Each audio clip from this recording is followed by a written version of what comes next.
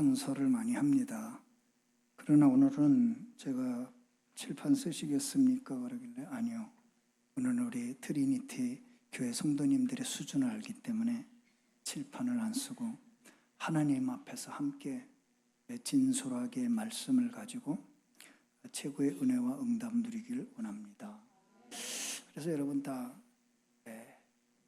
머리띠 풀으시고 편안하게 하나님이 최고의 은혜 주실 줄 믿습니다. 왜냐하면 딱 왔는데 찬송 듣고 감사했어요. 이 모든 것이 하나님의 은혜라. 믿습니까? 솔직히 얘기해요. 입으로만 이 모든 것이 하나님의 은혜입니다 해놓고 저는 이제 상담을 많이 하기 때문에 이 사람이 진짜 아멘인지 안 아멘인지를 잘 봅니다. 표정의 미세한 변화, 그 사람이 평상시에 많이 쓰는 단어 이런 거 보거든요. 우리 성가대도 마찬가지예요. 이 모든 것이 정말 하나님의 은혜라면 그 사람에겐 두 가지의 특징이 나옵니다. 그 사람이 쓰는 언어 중에는 감사가 제일 많습니다. 왜? 이 모든 것이 하나님의 은혜이기 때문에. 그 사람의 입술에는 이상하게 찬양이 있어요. 참 우리 성가대 복 받으신 분들인 줄 믿습니다. 오늘 여러분 메시지의 제목을 보세요. 생각만 해도 행복해지죠? 안 해요? 네, 이제 오늘 다 들킬 거예요. 뭘 들켜야 치유가 되지. 제가 오늘 담임 목사님께서 오늘 장년 수련을 하시면서 힘을 얻으시기 바랍니다. 그런데 제가 속으로 기도를 바꿨어요. 얻을 힘이 필요 없습니다. 왜냐? 이미 여러분 속에 힘이 와 계시기 때문에. 그래서 시편 18편 1절에 보니까 다윗이 이런 고백을 해요. 힘을 달라고 기도한 게 아니라 나의 힘이신 여호와여, 내가 주를 사랑하나이다. 우리는 예수님을 우리 안에 모시고도 힘없다고 말해요. 그럼 내 안에 계신 우리 주님이 얼마나 섭섭하겠습니까? 오히려 우리가 연약하고 부족하고 어려워도 하나님, 제가 형편이 참 말할 수 없는 어려운 가운데 있지만 내 안에 계신 주님이 나의 힘이십니다. 이래버리면 진짜 역사 일어납니다. 그러니까 너무 노트에 바싹 기록하려고 하지 마시고요. 왜냐, 이게 다 주고 갈게요. 온 거 주고 갈 테니까 복사해서 나눠 쓰면 돼요. 중요한 건 뭐예요? 하나님의 음성을 들으셔야 됩니다. 안 그래요? 예를 들어 우리가 어제 토요 집회 메시지를 했습니다. 뭔 단어가 남아있습니까? 그게 중요한 거예요. 노트에 빼곡히 쓴 게 중요한 게 아니라 뭔 단어가 가슴에 나를 울리고 있는가? 무슨 말씀의 단어가 한 주간 나를 움직이고 있는가? 이것은 실제 응답과 굉장히 관계가 있습니다. 이제는 뭔가 우리의 신앙을 하나님 앞에서 실제적으로 점검해 볼 때가 됐다. 그래서 우리 목사님도 어렵게 대구를 내려왔다고 하는데 천만에요. 행복하게 내려왔습니다. 얼굴에 써 있잖아요. 행복하게 왔다. 그러시죠? 네. 여러분, 제가 오늘 메시지 들어가기 전에 행복한 증인의 모델이라고 한 이유가 있습니다. 행복한 사람만이 다른 사람을 행복하게 해줄 수 있어요. 힘 있는 사람만이 다른 사람을 힘줄 수 있어요. 답이 있는 사람만이 다른 사람에게 답을 줄 수 있어요. 좋은 말 할 때 아멘 하세요. 길을 아는 사람만이 다른 사람에게 길을 알려줄 수 있어요. 맞잖아요. 마음의 분노가 가득한 사람은 남을 사랑할 수 없어요. 그러나 가슴에 십자가 사랑이 있는 사람은 원수까지 사랑할 수 있어요. 그런데 우리가 어쩌다가 이런 복을 받았습니까? 하나님의 소원이 예수 그리스도로 말미암아 우리에게 이루어졌단 말이에요. 여러분, 하나님의 소원 아십니까? 오늘 소통하자고 왔다니까 쳐다만 보지 마시고 얘기도 하시고 그랬었죠. 네? 맞아요. 지금 정답을 얘기하신 거예요. 제가 말씀드리고 싶었던 첫 번째가 하나님은 우리를 절대로 멸망의 대상으로 부르시지 않았다. 하나님은 모든 사람이 진리를 알기 원하시며. 그런데 여러분 합격하셨죠? 여러분이 진리 대신 예수 그리스도를 모른다면 여기 앉아 있을 리가 없으니까 일단 오케이. 아셨죠? 그리고 뭐라 그랬어요? 진리를 알기를 원하며 모든 사람 구원에 이르기를 원하시느니라. 그럼 여러분 구원 받으셨죠? 혹시 못 받으신 분은 끝나고 솔직하게 담임 목사를 누구십시오. 그럼 다시 복음을 전하고 영접 기도하도록 하겠습니다. 근데 내가 보니까 여러분은 이 세상에서 천하를 주고도 얻을 수 없는 두 가지 보배를 가지고 계세요. 뭐요? 진리와 구원. 이런데도 왜 인상을 쓰고 계시냐 이 말이에요. 주머니에 돈 조금 있으면 어깨를 쭉쭉 피고 다니고, 안 그래요? 좀 좋은 차만 차고 좋은 집에서 어깨를 쭉쭉 피고 다니면서 왜 하나님이 가장 소중하게 여기는 진리와 구원의 축복을 가슴에 담아놓고도 행복하십니까? 행복 안 할 수가 없습니다. 여러분이 어떤 사람이냐? 하나님의 소원을 가진 사람이에요. 하나님의 소원을 이룬 사람. 그래서 하나님은 여러분을 통해 하나님의 소원을 이루실 겁니다. 굉장히 중요한 거예요. 하나님의 소원을 가지지 않은 사람은 하나님의 소원을 이룰 수가 없습니다. 그런데 그 소원을 우리를 부려먹는 게 아니에요. 전도합시다 하지 마세요. 하나님은 여러분을 전도시켜 먹으려고 부른 게 아니라 여러분을 통해 불행 속에 있는 사람을 행복하게 만들려고 증인으로 부르셨습니다. 그럼 여러분이 전도하는 게 먼저예요? 행복한 증인이 되는 게 먼저예요? 얘기해 보세요. 행복한 증인이 돼야 되겠죠. 그래서 창세기 1장 27절 28절에 하나님이 하나님의 모양과 하나님의 형상대로 인간을 창조하자마자 첫 번째 한 얘기가 뭡니까? 성경대로 얘기하세요. 네? 우리 성경대로 합시다. 내 생각 다 내려놓고 창세기 1장 8절에 그들에게 복을 주시며 가라사대. 하나님이 인간을 만들어 놓고 제일 먼저 하신 일은 복을 주시는 거예요. 그러면 구원받았다는 말은 뭐가 회복됐다? 오늘은 우리가 이렇게 좀 오고 가는 거예요. 예? 째려보고 그러지 말고. 예? 구원받았다는 말은 원래 인간이 회복됐다. 그러면 하나님의 모양과 형상만 회복됐습니까? 아니죠. 창세기 1장 28절의 약속이 회복됐습니다. 그러면 구원받은 우리에게 하나님 우리를 쳐다보시면서 뭐라 그래요? 복을 주시며 가라사대. 맞죠? 그럼 나머지 다 풀리게 돼 있어요. 요때 아멘 하시는 거예요. 그렇죠. 아멘을 아무 때나 막 소리 지르지 마시고요. 복을 주셨기 때문에 나머지는 다 풀리게 돼 있구나. 아멘 이래야죠. 기회를 또 한 번 드리겠습니다. 창세기 12장 1절에서 3절에 보니까 하나님이 아브라함을 믿음의 조상으로 부르십니다. 내가 너로 큰 민족을 이루겠다. 맞죠? 내 씨로 말미암아 큰 민족을 이루겠다. 그리고 뭐라고 그러셨습니까? 너는 뭐가 되라? 뭐가 돼요? 그래요. 그렇게 잘하시면서 복이 될지라. 하나님이 우리를 부르셨을 때는 뭘 시켜 먹으려고 한 게 아니라 복의 근원으로 삼겠다 이거예요. 너 때문에 천하 만민이 뭐예요? 복을 얻게 될 것이다. 너를 축복하는 자 축복받을 것이고 너를 저주하는 자 저주받을. 그러니까 부탁드립니다. 저주받을 짓을 하지 마세요. 아셨죠? 복받을 짓을 하세요. 그건 무슨 말이에요? 이 사람이 이분이 언약이 있는 것 같다. 무조건 축복해. 그것 때문에 누가 받아? 내가 받아. 너를 축복하는 자 내가 축복하겠다. 맞잖아요. 네? 자, 그럼 여러분이 벌써 창세기 1장과 창세기 12장만 가도 얼마나 큰 부자인 줄 아시겠죠?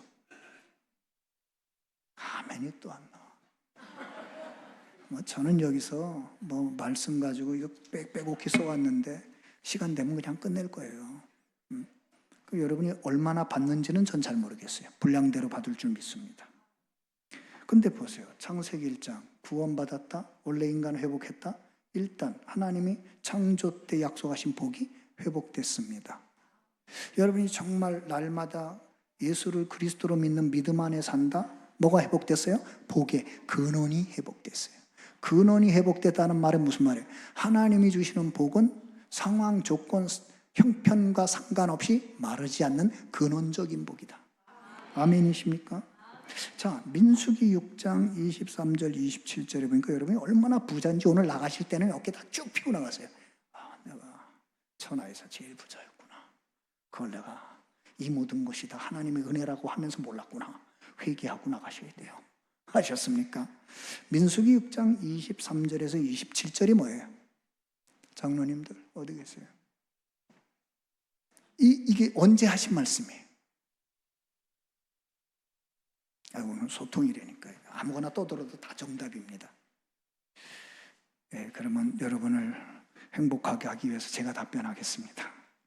민수기 6장 23절은 이스라엘 백성들이 애굽에서 430년간 노예살이 하다가 출애굽해서 광야에 나왔을 때 하나님이 아브라함과 모세와 아론을 불러 출애굽한 이스라엘 백성들을 이렇게 축복해라. 그러니까 여러분 광야 생활의 시작이 뭐예요? 축복입니다. 어디서 축복이에요? 피언약. 그게 출발점이에요. 피언약 때문에 출발했는데 출발하자마자 하나님은 축복부터 약속하십니다. 우리 하나님이요 이런 분이세요. 예? 여러분이 예수 그리스도를 믿고 영접하는 순간 하나님의 자녀가 되는 권세부터 주십니다. 아멘. 기가 막히죠. 저는 성경을 준비하다 깜짝 놀라요. 학개서 2장 9절은 뭡니까? 학개서 2장 9절이 뭐예요? 학개서는 이스라엘 백성이 바벨론 포로 갔다가 70년 만에 돌아와서 성전을 재건하는데 하나님이 성전을 재건하라고 하면서 말하세요. 오늘부터 내가 이 너희에게 복을 주리라. 우리가 정말 하나님이 원하시는 자리에 원하시는 것을 하는 하나님은 오늘도 똑같이 얘기하십니다.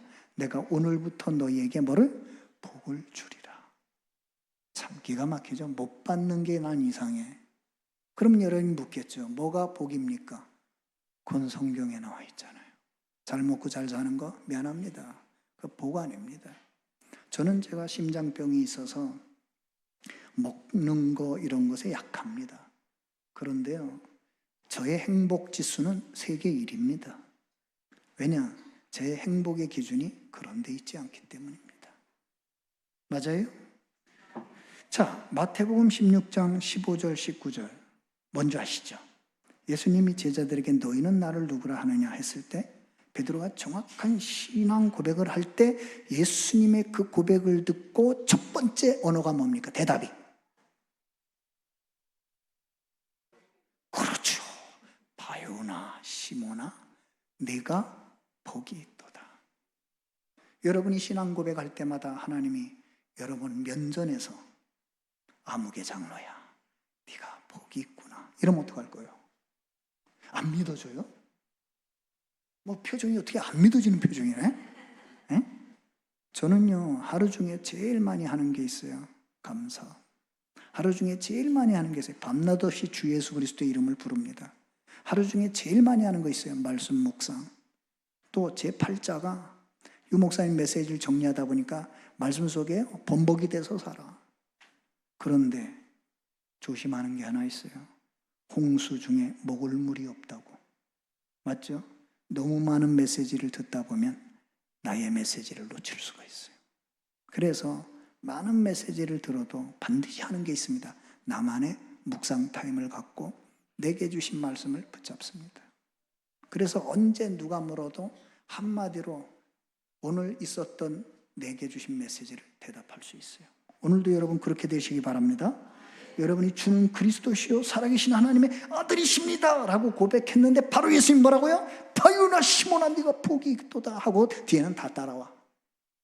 따라오는 축복을 쳐다보지 말고 복의 근원적인 것을 보세요. 아멘. 주님이 지금 여러분의 머리에 손을 얹고 축복하고 계시다는, 여러분 수많은 대구 시민이 있는데 이렇게 축복받은 원색적인 복음의 교회에서 예배드리는 자리에 있다. 하나님이 두 손 들어 축복하실 줄 믿습니다. 아멘이시죠? 그런데다가 여러분의 헌신이 작은 헌신입니까? 마태복음 10장 40절에서 42절에 보니까 복음을 위해서 하는 헌신은 냉수 한 그릇도 상을 잃지 않을 것이다. 그러니 여러분이요, 일단 목사님께 냉수를 많이 대접하세요. 일단 상부터 받게 될 겁니다. 아멘이시죠? 여러분이 드려진 기도와 어떤 헌신은 절대 헛되지 않습니다. 마가복음 10장 29절 30절에 보니까 나와 및 복음을 위해 헌신한 자 내세를 축복을 받는 건 당연하다고 하셨어요. 예수님이. 그러면서 금세에 100배로 받게 될 것이다. 아멘이시죠? 그러니까 복음을 위해, 교회를 위해, 전도자를 위해, 우리 후대를 위해 헌신한 여러분 어깨에 피십시오. 하나님이 여러분을 위해 100배로 축복하시려고 작정하시고 여러분에게 반드시 말씀대로 역사하실 줄 믿습니다. 제가 이렇게 많은 말을 드리는 이유는 하나님은 우리가 열심히 사는 것도 필요하고 뭐 많은 헌신을 하는 것도 필요하고 그렇죠. 그렇지만 기도도 많이 해야 돼. 아닙니다. 하나님은 우리가 행복하기를 원하십니다. 이렇게 어마어마한 축복과 행복을 약속했는데 이게 왜 잘 안 될까요? 답은 간단합니다. 성경은 우리에게 어떤 행위를 평가하기 전에 더 먼저 평가하시는 게 있습니다. 확인하는 거. 자, 성경에 제가 3가지 중요한 질문을 한 현장을 한번 얘기해 볼게요. 창세기 3장 9절 생각나시죠? 아담과 하와가 하나님이 약속하신 선악과 열매를 따먹고 어떻게 했어요? 따먹었습니다. 그 다음 여호와의 낯을 피하여 숨었습니다. 그때 하나님을 떠난 인간에게 던진 하나님의 최초의 질문이 뭔지 아시죠? 아담아, 내가 어디 있느냐? 하나님이 우리에게 늘 확인하시는 첫 번째, 너의 영적인 현주소. 하나님의 축복은 변함없습니다. 하나님의 약속은 변함없어요. 근데 왜 우리가 그런 축복과 행복을 못 누릴까요? 우리의 영적인 현주소가 잘못돼서 하나님의 축복이 다른 곳으로 배달이 되고 있어요. 여러분, 아무리 좋은 선물을 받아도 집 주소가 틀리면 영원히 받을 수 없습니다. 맞아요? 영적인 현주소는 하나님이 우리에게 축복하시려고 약속의 선물을 주셨는데 보내고 나니까 주소가 달라. 그러면 그 집에 있는 사람은 받아볼 수가 없는 거예요. 하나님이 항상 우리를 축복하시고 광야의 신앙생활의 길을 갈 때 항상 확인하시는 첫 번째, 아담아, 네가 어디 있느냐? 그러니까 아담이 말을 합니다. 네, 제가 벗었으므로 부끄러워 두려워서 숨었나이다. 여러분, 하나님이 몰라서 물었겠어요? 확인시켜주는 거예요. 네가 지금 어디 있는지 그게 중요해. 선악과를 따먹은 게 문제가 아니야. 왜요? 하나님은 해결할 수 있잖아요. 선악과 따먹어도 하나님은 해결해 주실 수 있잖아요. 문제는 따먹고 하나님 앞에 나와서 죽을 죄를 졌습니다 이러면 쉽게 끝날 것 가지고 어떻게 했어요? 숨었어요. 숨어서 될 일입니까? 하나님 다 알고 계시는데. 근데 참 하나님의 사랑이 놀라워요. 책망을 한마디도 안 하십니다. 한마디도 안 하시고 이렇게 창세기 3장 11절에 확인을 시켜줍니다. 누가 너의 벗었음을 알렸느냐? 네가 벗음을 누가 너에게 알려주었느냐? 내가 내게 먹지 말라고 명한 그 나무 열매를 네가 먹었느냐? 그러면 아담이 이 질문을 받았을 때 무슨 생각이 났겠어요? 먹으면 정령 죽으리라. 생각났겠죠. 내가 그 하나님의 약속을 놓쳤구나. 그리고 나서 바로 주신 게 창세기 3장 15절입니다.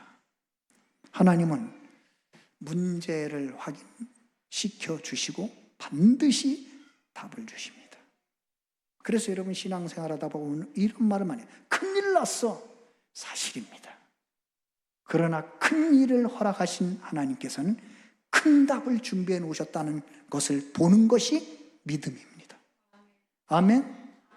아멘이시죠? 그래서 동전도 앞을 보면 안 돼요. 뒤를 볼 수 있는 게 믿음입니다. 그걸 보고 바라는 것들의 실상. 오늘 이 말씀 왜 드리느냐? 여러분이 행복하고 싶은데, 감사가 넘치고 싶은데 왜 잘 안 될까? 여러분의 영적인 현주소를 확인해야 돼요. 그럼 또 이 말이 어렵잖아요. 영적인 현주소가 도대체 우리 집 주소처럼 쓸 수 있는 것도 아니고. 그런데 알 수 있어요. 여러분의 믿음의 기준이 말씀입니까? 아닙니까? 그게 현주소예요. 여러분의 믿음의 기준이 내 경험, 누군가의 말, 내 지식이라면 미안합니다. 그 현주소는 하나님의 축복이 배달될 수가 없습니다. 그러나 내 현주소가 하나님 이렇게 약속하시지 않았습니까?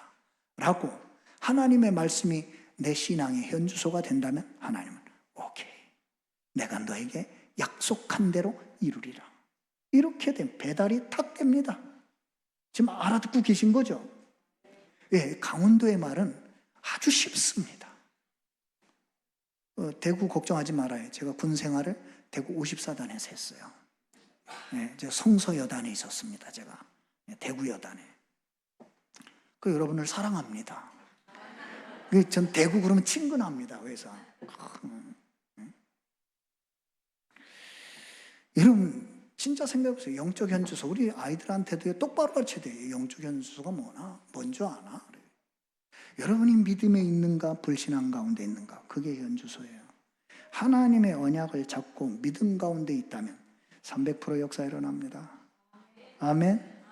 근데 반대를 생각해 보세요. 말씀도 없고 믿음도 없다면 미안합니다. 여러분이 가진 성경의 약속은 지식에 불과합니다. 아무런 힘이 되지 못하고 아무런 증거가 되지 못합니다. 여러분, 갈렙이 안악산지를 차지할 때 영적 현주소 생각나십니까? 45년 전에 이 산지를 주시겠다고 약속하시지 않았습니까? 그죠? 말씀의 현주소를 들이댔어. 그리고 나선 거기다가 플러스 믿음을 댑니다. 이 산지를 지금 내게 주소서. 그거예요. 이렇게 쉬운 거예요. 믿음 생활은 몸부림이 아닙니다. 왜 여러분이 믿음이 플러스 안 되니? 내게 주신 말씀을 못 붙잡았어. 오늘 여러분이 일부 예배 들으셨죠? 우리 원로 목사님의 메시지 들으셨죠? 뭔가 여러분 가슴에 담겨 그걸 붙들고 내가 플러스 믿음입니다. 그러면 하나님이 이렇게 응답을 시작하십니다. 네, 믿은 대로 될지어다. 아멘. 자, 이게 인간을 향한 첫 번째 질문입니다. 그런데 놀라운 질문이 하나 있다는 걸 제가 창세기 16장을 보면서 깨달았어요. 여러분, 아브라함과 사라가 갈대아우르를 떠난 지 10년, 85세가 되던 해에 아브라함과 사라가 아무리 생각해도 하나님은 네 씨로 말미암아 큰 민족을 이루고 번성하게 돼. 애가 생길 기미가 안 보여. 그래서 어떻게 했죠? 이집트에서 데려온 여종 하갈을 아브라함에게 보내서 하갈이 임신을 합니다. 이 하갈이 임신하고 나니까 누구를 괴롭혀요? 주인 사라를 학대하고 멸시합니다. 그러니까 거기에 분개한 사라가 누구한테 가서 또 화를 내요? 아니, 하갈을 갖다 준 건 지인데 아브라함한테 가서 당신 때문에 내가 이 멸시와 학대를 받는다 하면서 쫓아내겠다고 하니 아브라함이 당신 뜻대로 하시오. 그래가지고 하갈이 사라를 피해 도망갑니다. 우리는 단순히 이집트에서 온 불신자 여종 이래 생각하지만 하나님은 그렇지 않습니다. 도망가는 하갈을 하나님이 찾아오셨습니다. 창세기 16장 8절에 하나님이 하갈에게 묻습니다. 여호와의 사자가 그에게 이르되 하갈아, 내가 어디서 왔으며 어디로 가느냐? 물어요. 야, 너 어디서 와서 어디로 가느냐? 그랬더니 하갈이 그럽니다. 네, 나는 여주인 사라를 피하여 도망가는 중입니다.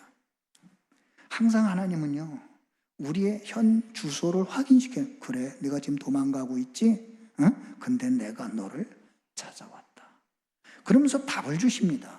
창세기 16장 9절에서 10절 이르되 사라의 여종 하갈아, 여호와의 사자가 그에게 이르되 내 여주인에게로 돌아가라. 그 수하에 복종하라. 왜 그랬을까요? 하갈이 축복받는 방법은 하나밖에 없어요. 어디 붙어 있어야 돼요? 몰라요? 복의 근원에 붙어 있어야 돼. 하나님이 아브라함과 사라를 뭘로 불렀어요? 복의 근원으로 불렀어. 네가 비록 여종으로 있지만 어디에 붙어 있느냐에 따라 네 인생의 축복이 달라지는 거예요. 그러니까 뭐라 그래요? 네 주인 사라에게로 돌아가라. 그런데 놀라운 것은 이 하갈이 그걸 알아들었다는 사실입니다.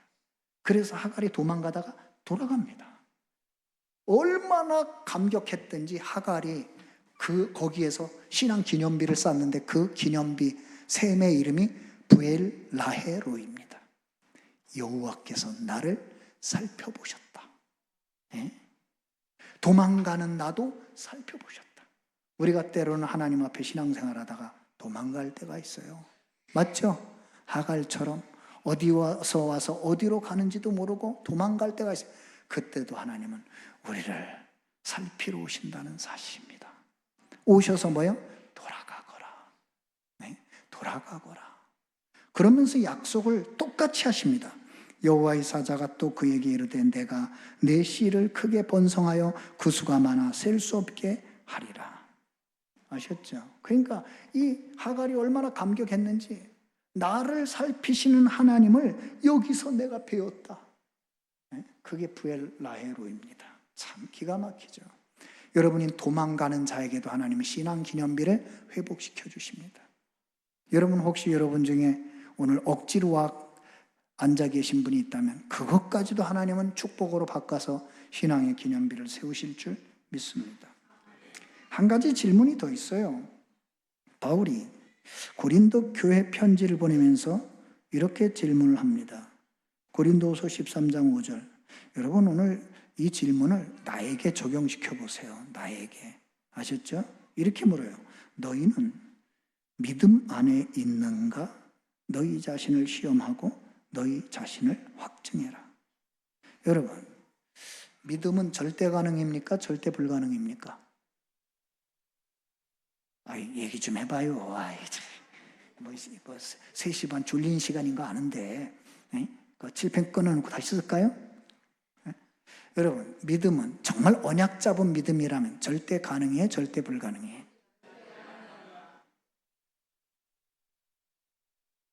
감사하지요? 행복하지요?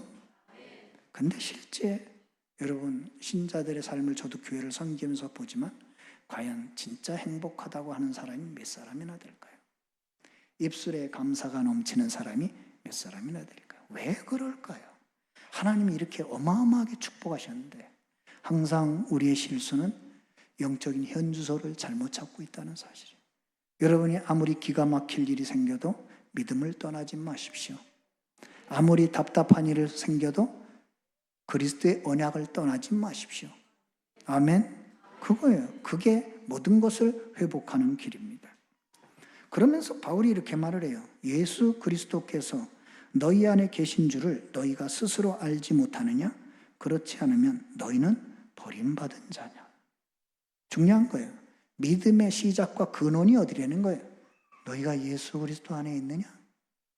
예수 그리스도가 너희 안에 계시는데 그건 모르느냐? 그렇지 않다면 너희는 버리운 자다. 여러분, 진짜 믿음의 시작이 뭐예요? 주님이 나와 함께 하신다. 아멘. 예수 그리스도가 이 사망의 음침한 골짜기에서도 나와 함께 하신다. 이 기가 막힌 일 속에서도 하나님 나와 함께 하신다. 제가 서울 아산병원에서 심장 수술을 받게 되었습니다. 원주에도 세브란스 병원이 있는데 왜 서울 아산병원으로 가게 됐느냐? 심장내과, 흉부외과, 방사선내과 의사 전문의가 3명이 딱 모여서 저를 불렀습니다. 이렇게 말을 했어요. 목사님 걸린 심장병이 이게 심장 껍데기 문제가 아니라 심장 안에 내벽의 문제라서 손을 대기가 너무 어렵습니다. 그러면서 만약에 수술을 한다고 해도 50대 50입니다. 이렇게 말했어요. 50대 50. 그걸 각오하셔야 된다 이거예요. 그러면서 자기들은 당장 손을 대기 어렵다 얘기하더라고요. 그래서 제가 이제 마침 서울 아산병원의 박성준 교수라고 제 심장병에 대한 새로운 치료법을 개발해서 원주 세브란스 주치의한테 얘기를 했더니 당장 소견서 써주시더라고, 가보라고. 그런데 하나님이 여러분을 얼마나 사랑하시고 저를 만나게 하시려고 했으면 서울 아산병원에 탁 갔는데 저를 담당한 주치의가 원주 출신이에요. 어이구, 원주에서 오셨습니까? 제가 원주 학성초등학교를 나오고 막 야, 참 이게. 그러면서 하신 말씀이 이제 세브란스에 주신 자료를 다 보시더니 당장 입원하십시오. 해봅시다 그러더라고요. 이제 수술대 위에 가서 누웠습니다. 두렵잖아요. 저는 수술실을 2번 들어갔어요. 첫 번째 수술실 들어갔는데 대기 중에 딱 있는데 주치의가 오더니 미안합니다. 오늘 수술을 다음 주로 연기하겠습니다. 느닷없이 그래요. 다음 주에 빠른 순번으로 해드리겠습니다. 그래서 내가 나오면서 간호사한테 물었어요. 왜 수술 일정이 바뀐 거랬더니 앞에 수술하던 환자가 테이블 데스가 난 거예요. 수술하다가 죽었어. 그러니까 이 수술을 주던 주치의가 그렇잖아요. 사람의 기분이. 하다가 죽었으니까 그날 수술 일정을 전부 캔슬한 겁니다. 거기에 제가 그 다음 차례였는데 그래서 이제 그 다음 주에 또 다시 들어갔죠. 제가 수술실에 누워서 이런 기도를 했습니다. 하나님, 두렵습니다. 왜냐하면 수술 천장 보니까 피가 튀어가지고 생각을 해보세요. 피가 튀어가지고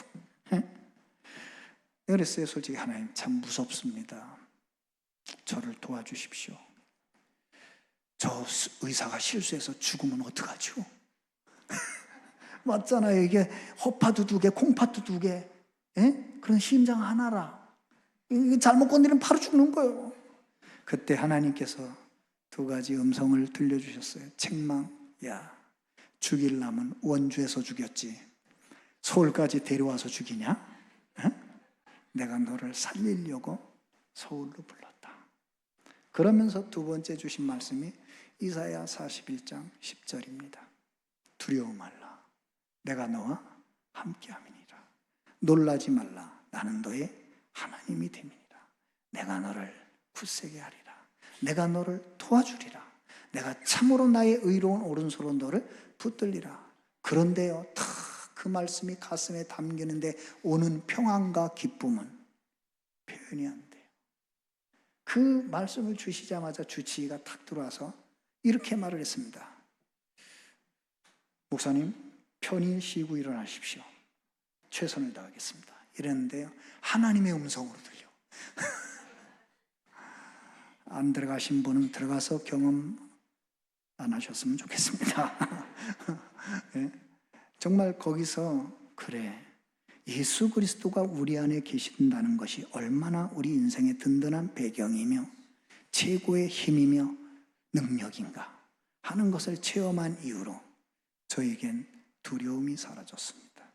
왜? 정말 예수 그리스도께서 제 안에 계신다는 게 느껴지거든요. 이제 시편 18편 1절이 이해되십니까? 나의 힘이신 여호와여, 내가 주를 사랑합니다. 더 정확하게 말하면 사랑할 수밖에 없습니다. 그분은 늘 나의 힘이 되시기 때문에.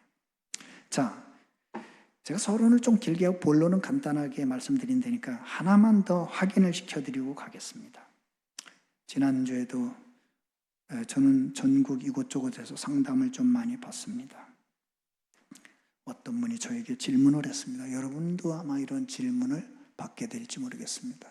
목사님, 누림이 뭡니까? 지멋대로 사는 게 누림입니까?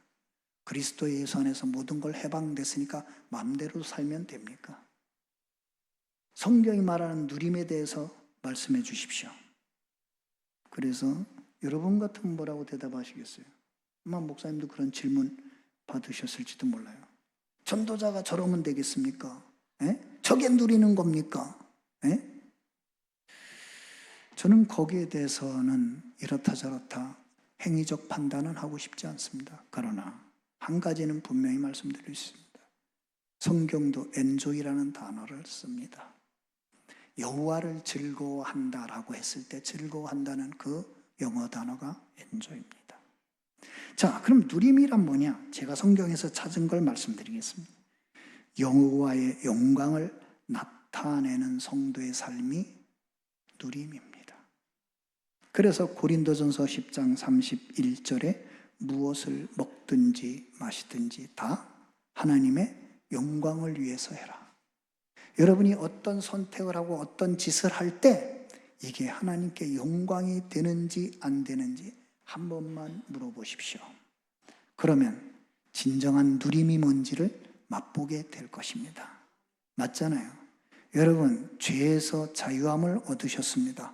맞잖아요. 그 말은 죄를 거부할 수 있는 권세가 있다고요. 누림이라는 내 마음대로 하는 것이 아니라 하나님이 원하시지 않는 것을 거부할 줄 아는 용기입니다. 맞잖아요. 그게 누림이에요. 네? 사탄의 종로로 타면서 누린다? 그건 성경하고 안 맞습니다. 분명히 성경은 먹든지 마시든지 하나님의 영광을 위해서 하라 그랬습니다. 더군다나 고린도전서 8장 9절에서 13절에 보면 바울은 고린도 교회 편지를 보내면서 우상에게 드려졌던 고기가 시중에 나와 팔리잖아요. 근데 믿음이 교회 다니는 믿음이 연약한 자들이 아니 우상 앞에 드린 예물을 고기를 먹어도 됩니까? 라고 해서 만약에 그 믿음이 연약한 자가 시험에 든다면 나는 평생 고기를 먹지 않겠다 그랬어요. 기준이 다르죠. 남의 믿음을 무너뜨리는 것은 누림이 아닙니다. 진정한 누림은 남에게 믿음의 본이 되는 것이요 믿음을 세우는 것입니다. 아멘. 바울이요 그 얘기를 고린도전서 8장을 내가 만약에 우상에 드린 고기를 먹는 것 때문에 저 연약한 새신자가 시험이 든다. 난 평생 고기를 안 먹겠다. 네? 왜? 그 새신자의 믿음을 세우기 위해서. 맞지 않습니까? 그리고 성경은 이렇게 되어 있습니다. 빌립보서 1장 20절에 바울이 뭐가 누림인지를 감옥에서 얘기합니다. 내가 살든지 죽든지. 이 말은 지금 어디서 하는 말이죠? 감옥이요. 살든지 죽든지 내 몸에서 그리스도가 존귀하게 되기를 원한다. 그게 누림입니다. 내 말 한마디, 내 삶 하나, 내 행동 하나 이것 때문에 그리스도가 존귀하게 되는 거. 그게 진짜 누림 아닌가요? 맞습니까? 그래서 보니까요. 시편 23편 1절에서 6절 누림은 그리스도를 위해서 그 어떤 것도 상관없다는 것이 누림입니다. 그리스도를 위해서 고난도 오케이, 응답도 오케이, 푸른 초장도 오케이, 사망의 음침한 골짜기도 오케이. 맞아요? 바울의 표현을 하면 가난도 오케이. 뭐를 위해서? 그리스도를 위하여. 부유함도 오케이. 일체의 비결 오케이. 그게 누림입니다. 그래서 여러분 꼭 아시기 바랍니다. 형통이라는 말을 잘못 알고 있더라고요. 요셉이 여호와께서 요셉과 함께 하심으로 저가 형통한 자가 되어 그랬더니 요셉 원하는 대로 다 됐다. 천만의 말씀이에요. 요셉 원하는 대로 하나도 안 됐어요. 맞아요? 틀려요? 요셉이 보디발 집에 있는데 보디발 집에 하나님의 축복이 임했는데 풀어줬습니까? 아닙니다. 더 일 많이 했어요. 거기다 누명 쓰고 감옥까지 갔습니다. 장관의 꿈을 해석해 줬는데 기억했습니까? 2년 동안 잊어버렸어. 기가 막히죠.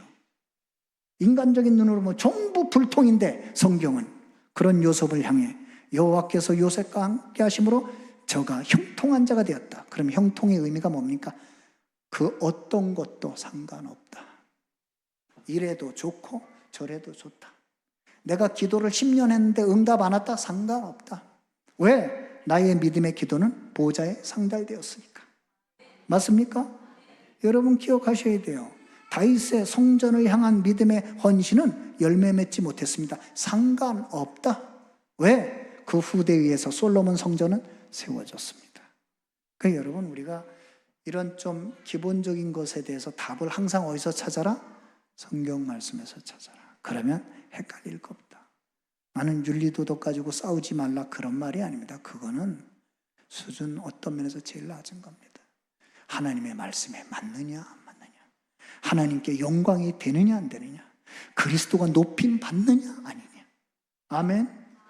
여러분 생에 그리스도의 흔적만 남게 되기를 주 예수 그리스도 이름으로 축원합니다. 저는 지금도 기도하고 있습니다. 주님, 제 인생을 마무리할 때 되도록이면 쓰레기는 적게 남기게 해주십시오. 그 대신에 영원한 걸 남기게 해주십시오. 그게 뭘까요? 생명, 제자. 맞아요? 네? 우리 렘넌트. 그렇죠. 여러분이 세계복음할 성전의 기념비, 그건 영원히 기록됩니다. 자, 그러면 이제 본론을 간단하게 말씀드리고 마치도록 하겠습니다. 여러분의 얼굴을 보니까 다 행복해지셨어요. 네. 그 행복한 증인의 모델이기 때문에 세 가지만 다시 확인하도록 하겠습니다. 솔직히 얘기하세요. 세 가지만 물어볼 겁니다. 나는 과연 복음 때문에 행복하십니까? 입에 칩 바르고 얘기하세요. 한 번만, 갑자기 나오면 안 돼. 좀 한번 돌아보고. 자, 내가 여러분하고 일주일 같이 살아보면 그 고백이 진짜인지 아닌 줄 알아요. 네? 저는 우리 교회 성도를 섬기면서도 상담한 성도가 상담을 요청하면 그분의 삶을 지켜봅니다. 무슨 말을 제일 많이 하나? 어디를 제일 많이 돌아다니나? 예배 자리에는 있는가? 기도의 자리에는 있는가? 교회가 어려울 때 헌신하는가? 그렇지 않다면 그 고백은 거짓말입니다. 맞죠? 다윗은 가장 인생의 고난을 당할 때 하나님 앞에 예배 자리에 있었습니다. 기도의 자리에 있었습니다. 떠드는 건 쉽지만 글을 쓴다는 건 쉬운 게 아니에요. 다윗이 시편의 3분의 1을 썼다. 여러분 깜짝 놀란 게 있어요. 시편이 150편인데 1편부터 41편까지가 다윗의 시입니다. 그런데 더 놀라운 것 1편부터 41편까지가 전부 고난입니다. 네? 그런 속에서도 다윗은 자기의 믿음을 글로 남겼어요. 네? 글이라고 하는 건 오늘날로 말해도 빼도 박도 못하는 거예요. 맞죠? 여러분에게 남긴 카톡이 빼도 박도 못하는 증거가 돼. 맞잖아요. 그런데 다윗은 가장 어려울 때 가장 중요한 신앙 고백을 기록으로 남겼다는 것은 여러분 아시겠죠? 다윗은 진짜 복음 때문에 행복한 사람이었다. 그래서 시편 23편을 읽어드릴 테니까 한번 내 신앙과 다윗의 신앙을 한번 비교해 보세요. 비슷한 데가 많으실 거예요, 여러분은. 제가 보니까. 자, 한번 잘 들어보세요. 여호와는 나의 목자시니 내게 부족함이 없으리로다. 뭐 속으로 아멘 하셔도 좋습니다. 나하고 맞다 생각하시면 부족함이 없습니다. 아멘. 네? 않다면 노멘 이러시면 돼요. 알았죠? 다시요. 우리가 하나님의 말씀을 너무 쉽게 생각하면 안 돼. 이게 나하고 무슨 상관이 있는가를 생각해야 돼. 오늘 왜 차동호 목사를 원주에서 여기 보내서 이 시편 23편을 듣게 하십니까? 이유가 있지 않겠습니까? 너희들이 이런 행복한 신앙생활을 하기 원한다. 이런 구원의 행복을 누리기 원한다. 이런 복음의 능력을 다윗처럼 맛보기 원한다. 그 뜻 아니겠습니까? 그러니까 습관적으로 메시지 듣지 말고 한번 귀를 기울여 보세요. 다시 한번 낭낭한 목소리로 읽어드리도록 하겠습니다. 여호와는 나의 목자시니 내게 부족함이 없으리로다. 그가 나를 푸른 초장 풀밭에 누이시며 쉴 만한 뭇가로 인도하시는도다. 내 영혼을 소생시키시고 자기 이름을 위하여 의의 길로 인도하시는도다. 내가 사망의 음침한 골짜기로 다닐지라도 해를 두려워하지 않을 것은 주께서 나와 함께 하심이라. 주의 지팡이와 막대기가 나를 안위하시나이다. 주께서 내 원수의 목전에서 내게 상을 차려주시고 기름을 내 머리에 부으셨으니 내 잔이 넘치나이다. 내 평생의 선하심과 인자하심이 반드시 나를 따르리니 내가 여호와의 집에 영원히 살리로다. 아멘. 여러분이 지금까지 살아온 인생을 돌아보면 이 시편 23편 한 구절 한 구절이 전부 해당되셨을 겁니다. 믿음의 사람이란 그 은혜를 베풀어 주신 때를 기억하고 평생 기억하고 그 은혜로 말미암아 감사하며 사는 사람입니다. 아멘이시죠? 근데 여러분한테 이런 말씀을 드리고 싶어요. 왜 우리가 이 복음의 행복, 구원의 행복을 잘 못 누리는 것일까요? 그건 하나 확인하고 가셔야 됩니다. 우리는 입으로만 예수는 그리스도 모든 문제 해결자라고 말했지. 물어보겠습니다. 그분이 정말 나의 왕이 맞습니까? 다윗은요, 하나님을 나의 왕으로 고백했어요. 왕이라는 말이 무슨 말일까요? 네? 왕이라는 말은 우리에게 반드시 승리를 주시는 권세를 가지신 분이라는 말입니다. 아멘이시죠? 사단을 이기는 권세를 가지신 분이란 말입니다. 지옥 배경을 꺾으시고 그 천국 시민권을 주시는 하나님이시라는 말씀입니다. 예수 그리스도는 모든 문제 해결자가 여러분 인생의 왕이 되시기를 바랍니다. 여러분, 제사장이라는 말이 무슨 말이에요? 끊임없이 우리를 은혜를 베푸시는 거예요. 도망가는 하갈을 쫓아가서도 하갈을 보살피시는 하나님, 도망가는 나를 쫓아오셔서도 나를 보살피시고 신앙의 기념비를 허락하시는 하나님, 아시겠습니까? 그걸 보고 하나님의 사랑, 하나님의 은혜라고 합니다. 거기다가 우리가 분명히 범죄하고 잘못했는데도 주님, 내가 범죄하였나이다, 그 말 한마디에 아무 조건 없이 용서하시는 하나님의 대속의 사랑, 그게 나의 제사장입니다. 그리고 뭐예요? 우리가 잘못을 인정할 수 있도록 빛과 어둠을 분별할 수 있는 믿음의 영안을 열어주신 제사장. 아, 내가 잘못했구나, 내가 범죄했구나, 내가 여호와께로 돌이켜야 되겠구나, 주여 내가 회개하나이다. 성경에 회개라는 단어가 몇 번 나오는 줄 아십니까? 1056번 나옵니다. 그럼 여러분, 우리가 메시지 듣던 대로 성경에서 많이 말하는 것 많이 말해야죠. 맞죠? 창세기부터 요한계시록까지 예수 그리스도 말하니까 우리는 날마다 집에 있든지 성전에 있든지 예수 그리스도 말합니다. 우리는 연약합니다. 그게 걸림돌이 아니라 은혜의 통로가 되어야 돼요. 아멘. 그래서 바울은 나의 연약한 것을 뭐한다? 자랑한다. 왜? 하나님의 은혜의 통로가 되고 능력의 통로가 되니까. 맞죠? 맞죠? 네, 혹시 여러분 중에 연약하고 부족한 것밖에 없다? 감사하십시오. 하나님 그것을 허락하셔서 여러분에게 은혜와 제사장 되신 하나님의 사랑을 베풀기를 원하십니다. 여러분, 제 선지자 되신 예수 그리스도가 무슨 말이죠? 방황할 필요 없다, 그분이 길이다. 흔들릴 필요 없다, 그분이 진리다. 다른 것 없어도 된다, 그분이 영생이다. 그 말이에요. 그게 선지자예요.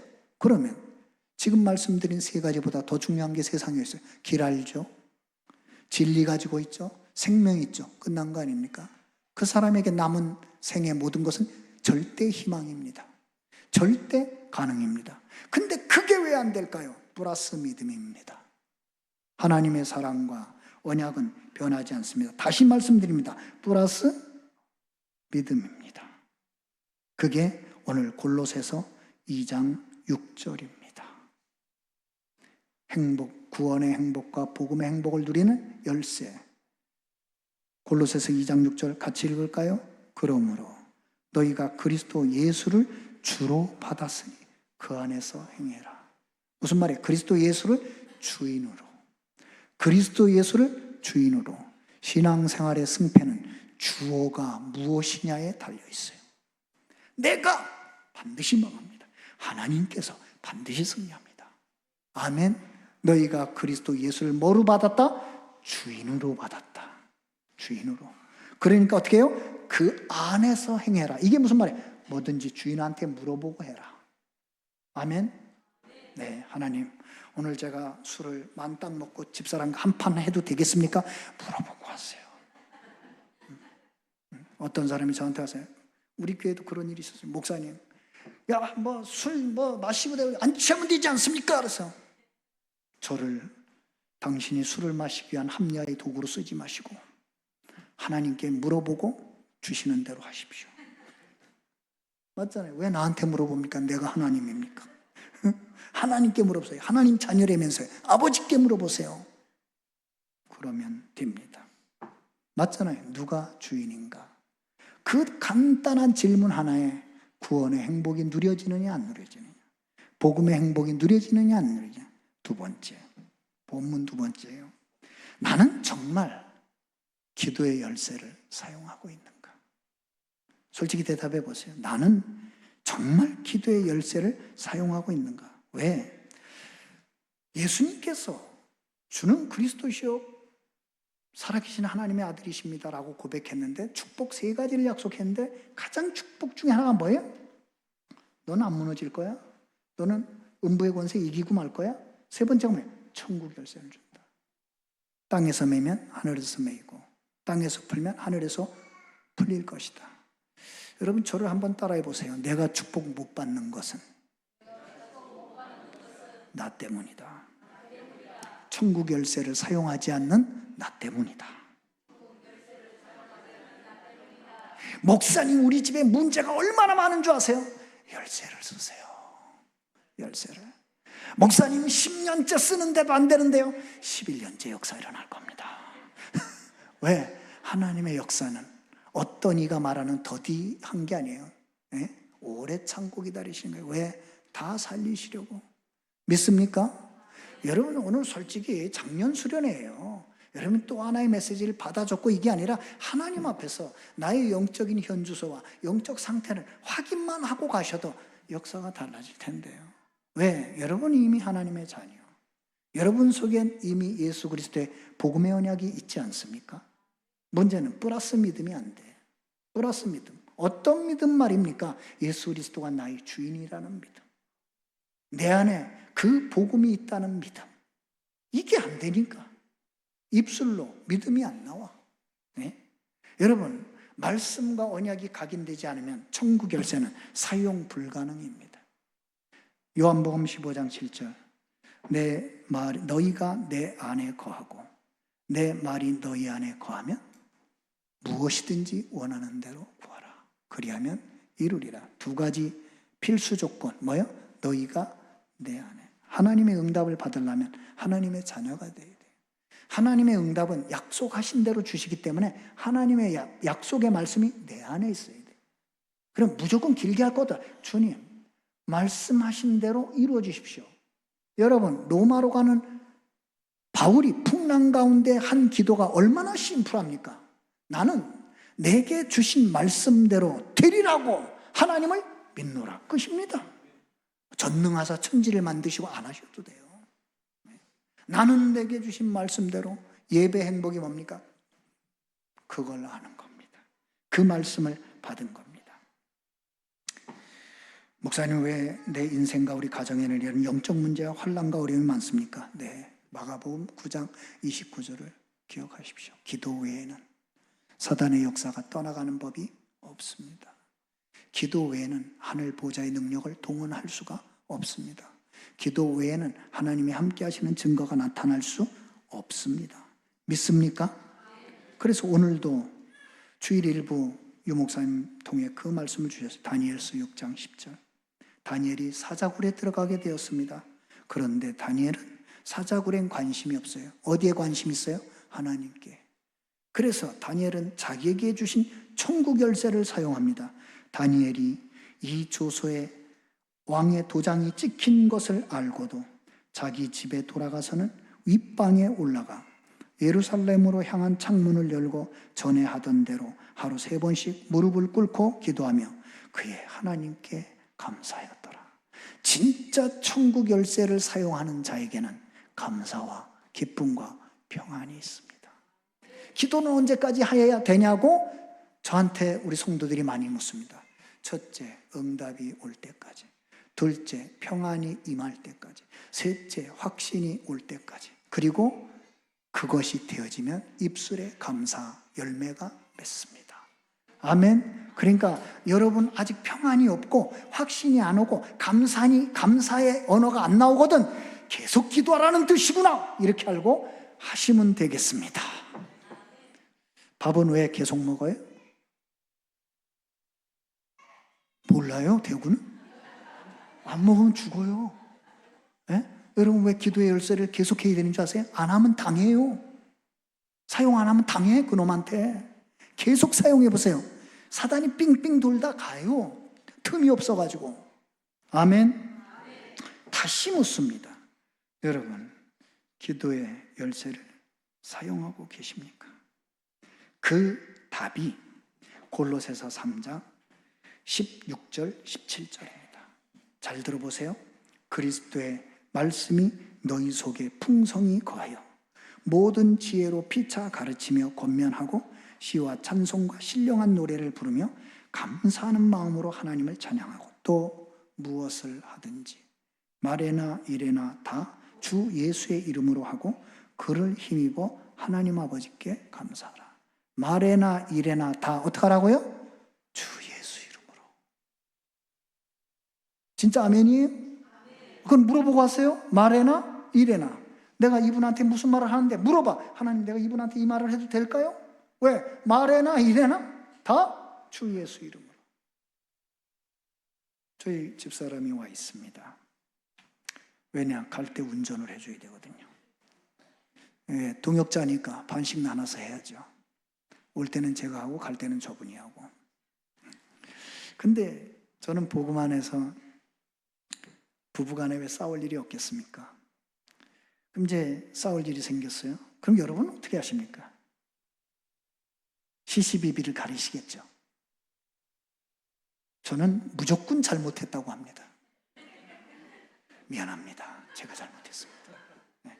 정말이에요. 무조건 잘못했다래요. 잘못했습니다. 네. 당신이 평안하지 않은 건 나 때문입니다. 당신이 행복하지 않은 건 나 때문이에요. 어우가 아니라 그게 복음적인 거예요. 남의 행복을 부러워하지 말고 본받으세요.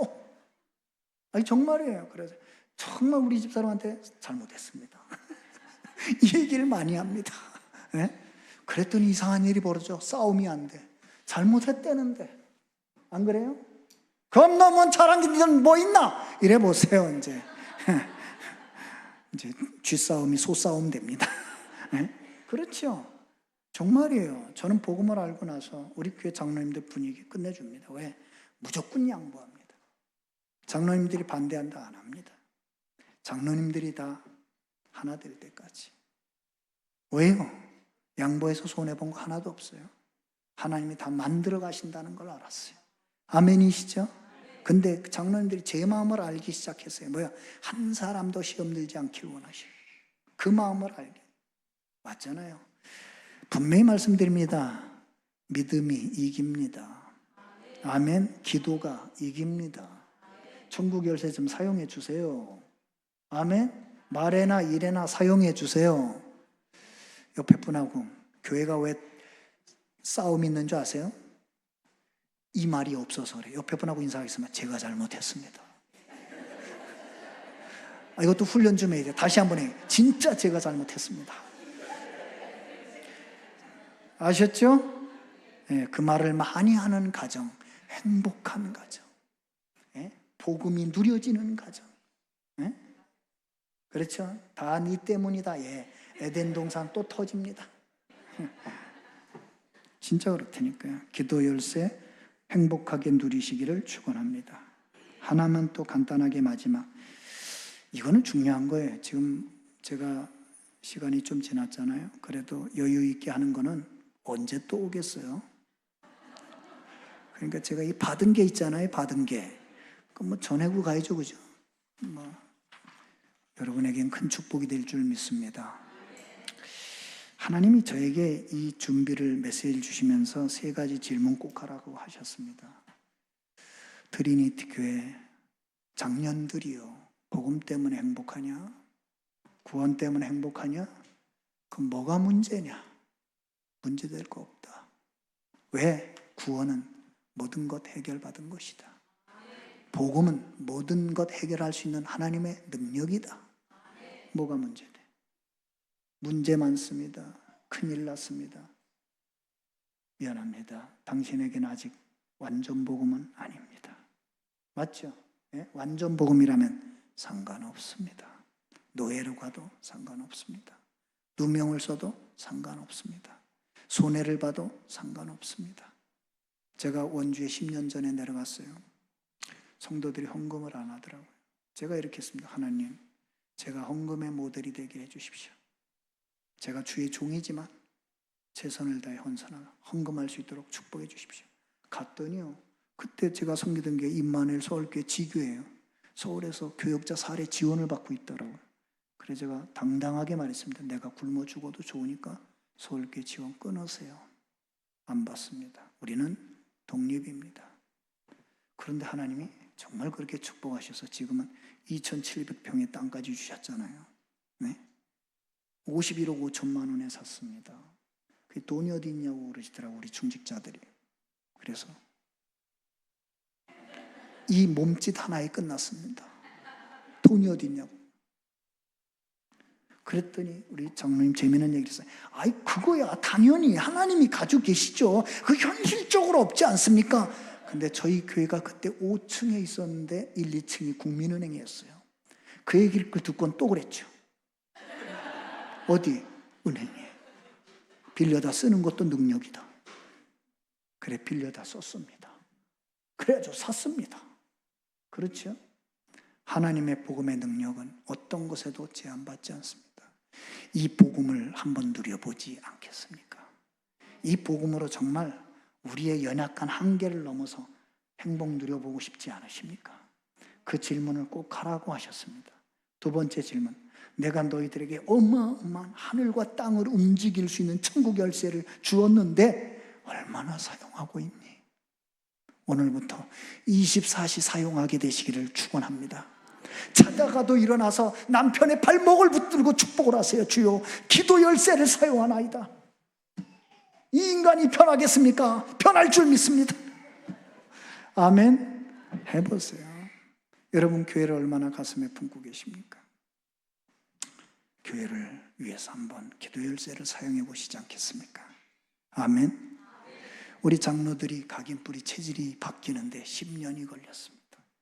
정말 어려움도 많이 당했습니다. 이제서야 제 마음을 압니다. 그래서 무조건 순종하고 따라옵니다. 이제서야 뭔가가 통합니다. 마지막 세 번째 질문입니다. 간단하게 할 테니까 마지막까지 졸음을 참으십시오. 참을 수 있는 힘을 주실 줄 믿습니다. 나는 예배의 축복을 누리고 있는가? 이 질문입니다. 나는 예배의 축복을 누리고 있는가? 그럼 여러분이 한 가지는 아십시오. 하나님이 원하시는 예배는 뭘까요? 우리가 잘 아는 것처럼 요한복음 4장 23절 24절 신령과 진정으로 맞습니다. 당연히 그래야죠. 성령이 함께하지 않는 사람이 어떻게 하나님을 감동시키는 예배를 드릴 수가 있겠습니까? 진리의 언약이 없는 사람이 어떻게 진리 대신 하나님 앞에 예배를 드릴 수 있겠습니까? 당연한 겁니다. 그러나 우리의 현실적인 모습은, 하나님이 찾으시는 모습은 그것이 아닙니다. 이사야 55장 1절, 오라 너희 목마른 자들아 물로 나오라. 돈 없는 자도 오라. 너희는 와서 사 먹되 돈 없이 값 없이 와서 포도주와 젖을 사라. 시편 51편 17절에 하나님이 구하시는 제사는 상한 심령이라. 하나님이여 상하고 통회하는 마음을 주께서 멸시하지 아니하시리로다. 수고하고 무거운 짐진 자들아 다 내게로 오라. 오세요. 오셔서 어떻게 하시면 되느냐? 시편 55편 22절, 내 짐을 여호와께 맡겨라. 아시겠습니까? 시편 68편 19절, 날마다 우리의 짐을 지시는 구원의 하나님을 찬송해라. 날마다 어떻게 한다고요? 우리의 짐을 지셔. 그냥 맡기기만 하면 돼. 맡기세요. 있는 모습 그대로 하나님 앞에 나와서 잘못했으면 잘못했다고 하십시오. 저는 회개를 날마다 합니다. 하나님, 오늘도 제가 악한 생각 가운데 있었습니다. 오늘도 내가 불신앙 가운데 있었습니다. 저 중직자의 저런 모습을 보고 제 나름대로 판단을 했습니다. 용서하옵소서. 저에게 그리스도의 보혈의 은혜가 필요합니다. 정말 십자가 사랑으로 볼 수 있는 눈을 열어주옵소서. 오히려 축복이 되게 하옵소서. 그런다면 어찌 갈등과 다툼이 있겠습니까? 맞습니까? 맞아요?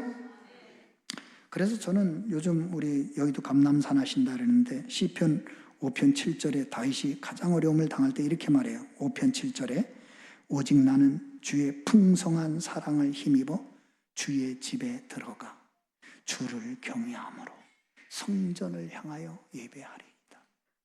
이 시편 5편은요 다윗이 극심한 어려움을 당할 때 그때 쓴 시인데 뭐라 그랬어요? 오직 나는 주의 풍성한 사랑을 힘입어 주의 집에 들어가 주를 경외함으로 성전을 향하여 예배하겠습니다. 이 다윗은 예배 축복이 뭔지를 아는 사람입니다. 자, 그러면 예배 축복을 어떻게 누리고 있을까요? 세 가지 질문만 늘 하세요. 나는 왜 여기에 있는가? 저는 이번에 WRC 주제곡이요. 너무 가슴에 나는 왜 여기에 있는가 물어보세요. 나는 왜 지금 예배 자리에 있습니까? 하나님이 가장 원하시는 자리에 계신 거예요. 우리는 왜 여기에 있는가? 하나님이 우리가 하나 되어 대구 살리기를 원하십니다. 237 5천종족 살리기원에서 우리를 임마누엘로 부르셨습니다. 세 번째, 우리 교회는 왜 여기에 있는가? 우리 교회 모든 지체들이 원리스되어서 하나님의 뜻과 계획을 이루길 원하십니다. 그것을 잊지 마십시오. 그래서 여러분이 이 질문만 해도 하나님은 여러분에게 어떤 말씀을 이루어 가시는지를 보여주실 거예요. 여러분에게 어떤 응답을 준비해 놓으셨는지를 보여주실 것입니다. 그래서 진짜 예배 축복 한번 누려보시지 않겠습니까? 예? 교회 와서 예배 드리고 들어올 때와 나갈 때의 모습은 180도 달라야 돼요. 다음에 오실 때는 더 설레는 마음으로 오는 예배 행복자 되시기를 주 예수 그리스도 이름으로 축원합니다. 결론 한마디만 하고 마치겠습니다. 목사님, 정말 오늘 말씀을 들어보니 우리 그렇게 살고 싶어요. 아멘이시죠? 그렇게 살고 싶으시죠? 그럼 옆에 분하고 인사합시다. 제가 잘못했습니다. 우린 전부 남 탓이잖아. 누가 어떻고. 그게 아니라 제가 잘못했습니다. 이제 그 정도가 아니라 한 가지만 말씀드리고 마칠게요. 여러분이 누구인가를 잊지 마십시오. 여러분의 정체성. 저는 저희 교회도 부교육자가 있는데 불러놓고 하는 교육이 있습니다. 너는 주의 종이다. 너는 주의 종이야. 거기에 대한 자부심, 자존심, 자긍심을 잊지 마라. 나는 큰 일을 못하고 많은 일은 못하지만 하나님이 나를 부른 주의 종이라는 자부심과 자존심과 자긍심이 있다. 왜 손가락질 당하는 짓을 안 하느냐? 나는 주의 종이다. 네? 모든 사람의 믿음의 모델이 될 사람이다. 그런 자존심이 있다. 자존심을 엉뚱한 데 쓰지 말고요. 그리스도를 드러내는 데 쓰십시오. 아멘. 하나님의 영광을 드러내는 데 쓰세요. 아셨죠? 더군다나 여러분은 택하신 족속, 왕같은 제사장, 거룩한 나라, 아멘이 안 나오는데 사실입니다. 하나님의 소유된 백성, 아멘이십니까? 여러분을 어두운 데서 불러내어 그의 기이한 빛에 들어가게 하신 이의 아름다운 덕을, 은혜를 선포하게 하려 하심이니라. 다 함께 골로새서 2장 15절 읽어보고 마치겠습니다. 같이 읽어요. 통치자들과 권세들을 무력화하여 드러내어 구경거리로 삼으시고 십자가로 그들을 이기셨느니라. 뭘로 이기셨다고요? 십자가 내가 처음 볼 때에. 아셨죠? 여러분의 평생에 예수 그리스도의 십자가로 승리하게 되시기를 주 예수 그리스도 이름으로 축원합니다. 옆에 사람하고 인사합시다. 당신은 행복한 증인의 모델입니다. 한 번만 더. 당신은 복음 행복의 모델입니다. 당신은 기도 행복의 모델입니다. 당신은 예배 행복의 모델입니다. 믿으십니까? 기도하겠습니다. 주님, 오늘 하나님 앞에 가장 중요한 질문 앞에 믿음을 고백하였습니다. 오늘 주신 말씀 붙들고 믿음 고백하였사오니 믿음대로 되게 하옵소서. 트리니티 교회와 우리 장년들, 중직자들, 우리 렘넌트들, 이 땅에서 가장 행복한 복음의 증인, 가장 행복한 구원의 증인, 가장 능력 있는 기도의 증인, 그리고 가장 축복받은 예배 증인들 다 되게 하옵소서. 이날 이후로 하나님의 놀라운 축복의 역사가 새롭게 시작되게 하옵소서. 우리와 함께 하시는 예수 그리스도의 이름으로 기도드립니다.